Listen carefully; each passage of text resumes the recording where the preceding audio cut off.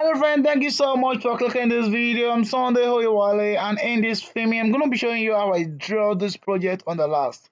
It's very important for every crafter to have a basic understanding of how to draw on the last before you will be able to transform, because that is the first thing a crafter needs to understand. You have to draw it, make it visible before you can start transferring it and generating your pattern.